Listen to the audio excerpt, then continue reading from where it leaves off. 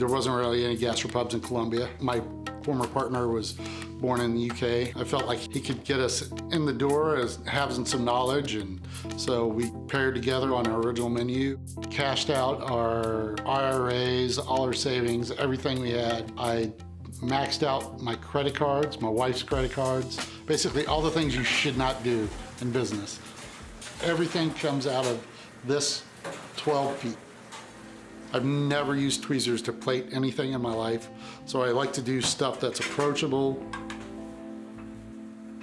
of cooking for who your clients are, that they have a point of reference where it's not trying to cook over their head or even sometimes above your own head.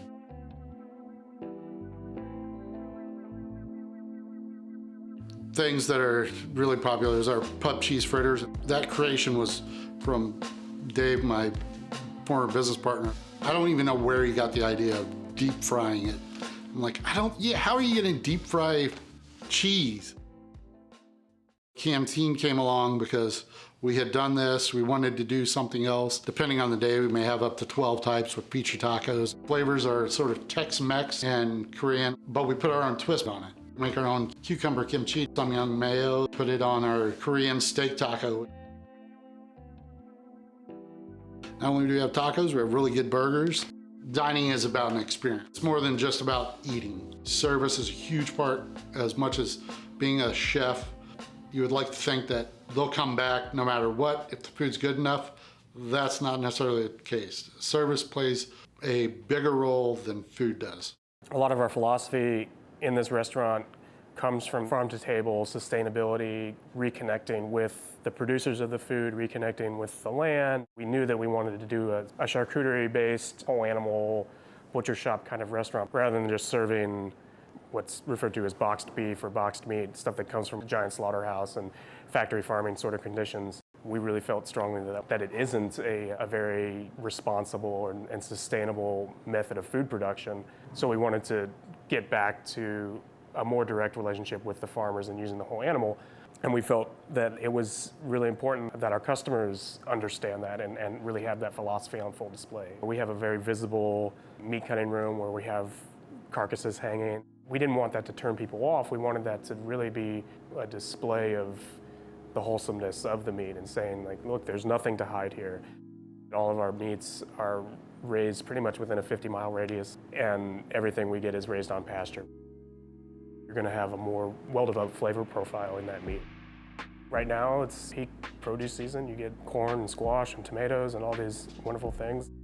If we're getting this fantastic protein, it's really a disservice to serve an out-of-season, flavorless vegetable with it. Then in December, we won't have tomatoes to put on hamburgers anymore. It's just gonna be out of season or trucked from California, and thing that goes against our whole philosophy of sustainability and responsibility.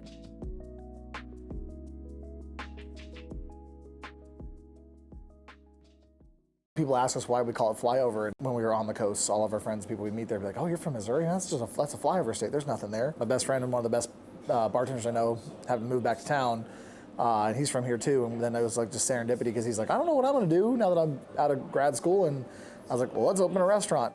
Dinner used to be a thing where you sat down and paused. A meal is one of the few times that people can sit down and chill. I think that that's what people have forgotten about what dinner and meals can be. We have no TVs, we have bigger tables, so there's more room in the middle to put all the plates so you can share and talk, interact with each other, and make dinner what like I remember as a kid having family dinners and dinners with friends to be. It's like, didn't watch TV, didn't play on your phone, sat there and talked about the food and life in general and just connected with humanity. The menu rotates and changes weekly depending on season, what's available, and what I'm in the mood to make. I got some really awesome Wagyu beef brisket in that I'm playing with. I'm trying 4 different preparations back there, working on basically cooking it sous vide for 24 hours like short ribs, chilling it, cutting it, and skewering it, like then firing in the oven, doing like wood-fired, almost like pot roast skewers. Perfectly seared on the outside, but then when you touch it with a fork, it's juicy pot roast. I really enjoy taking at things that people are comfortable in seeing and making it something that's memorable, because I feel you've done a better job with food if you take something that someone sees every day or commonly and goes, wow, your version of that wow, I will talk about that forever. Like, I can laugh all I want about it, but people come here for my macaroni and cheese. Is it anything fancy? No. Is it just really, really good and satisfying to people? Yeah. That's what I like about food. I like people to be, at the end of the day, feel good about what they ate. And I do like to challenge their palates every now and then. I just generally want people to have a really good meal. When I was younger, I used to draw a lot. Instead of drawing now, I do it with food. It would be hard for me to think of something that would give me that personal fulfillment, knowing that somebody really enjoyed their experience, enjoyed their meal, knowing that I have something to do with that. There's nothing unique about Chicago or New York City or Los Angeles that means that they should have this stranglehold on progressive or more modern dining. There's nothing unique about those places except the overhead is higher. Couldn't have imagined this like 6 to 7 years ago. I feel like this town is ready for those kinds of concepts and ideas. I'll be interested how unknown and how flyover state-ish the Midwest is in the next 10 years.